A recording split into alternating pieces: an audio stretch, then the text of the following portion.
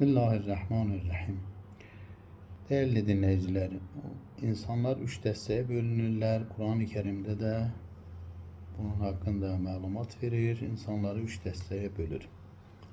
Birinci dəstə insanlar o insanlardır ki, bir yaxşılıq eləyirlər, birinə bir kömək eləyirlər, əl tuturlar, amma heç bir mükafat, təşəkkür də gözləmədən. Kur'an-ı Kerim'de de buyurur ki, la nuridu minkum cezaan ve la şukuran.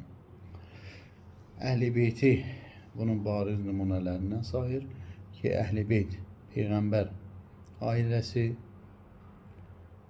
birinə kömək eləyəndə, birinə əl tutanda onlar nə təşəkkür, nə də mükafat göstərirdilər. İkinci dəstə o insanlardır ki, onlar yaxşılıq eləyirlər, onları tərif eləməkdən ötürü. Kimsə onları tərif eləsin, geçsinlər orada burada otursunlar, desinlər ki, ya Allah filan kəsin canını sağ eləsin, onun balasını saxlasın filan. Əgər bu olmasaydı mənim işim düzəlməyəcəkdi, bu qədər mənə kömək edib. Kur'an-ı Kerim'de de buyurur ki, yunfiquna amvalahum ria'an nas. Öz mallarından verirlər, cemaate özünü gösterməkdən ötürü, tərifdən ötürü. Nisa suresinin 38. ayəsi bunun bariz nümunəsidir. Üçüncü dəstə insanlar o insanlardır ki, nə yaxşı bir iş görür, nə birinə əl tutur, amma oturur tərif intizarındadır. Gözləyir ki, kimsə bunu tərif eləyər. Kur'an-ı Kerim'de Ali İmran suresinin 188. ayəsində buyurur ki, yuhibbuna en yuhmadu bima lem yef'alu. Onlar sevirlər ki, onları məth eləsinlər, onları tərifləsinlər, amma heç bir iş görmədən, heç bir iş də görmür, kiminə əl tutmur da heç, sadəcə oturub intizarda da gözləyir ki, kimsə bunu tərifləyər.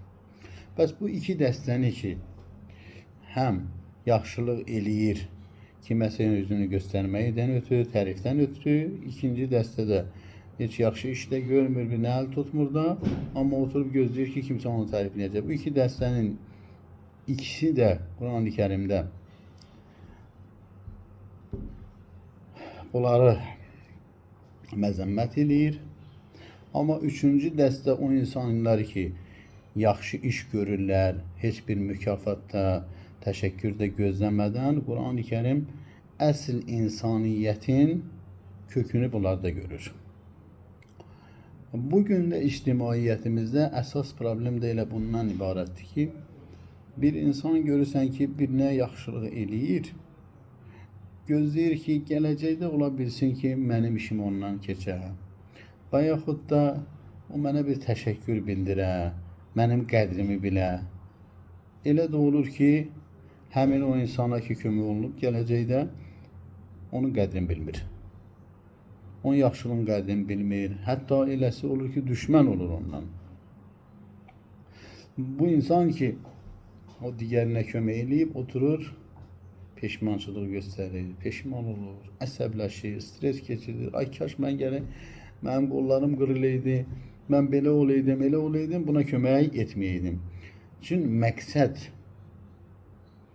burada təşəkkür gözləməkdir, məqsəd tərif gözləməkdir, ona görədir. Əgər bir insan yaxşılıq eləməkdən məqsədi təşəkkür gözləmək deyilsə, tərif gözləmək deyilsə, özünü cəmaata göstərmək deyilsə, yalnız Allaha xatirdirsə onun o etdiyi əməl, o gördüyü iş, o yaxşılığı, o kiməsə əl tutmağı Allaha xatirdirsə, Allah rizasıdırsa, fərz eləyək də onun üçün gələcəkdə o qarşı tərəf ona qədrini bilməyəndə, ona təşəkkür bildirməyəndə də o narahat olmaz. Elə deyəcək ki, mən bu işləri Allaha xatir görmüşəm. İndi o mənim qədrimi bildi ya, bilmədi.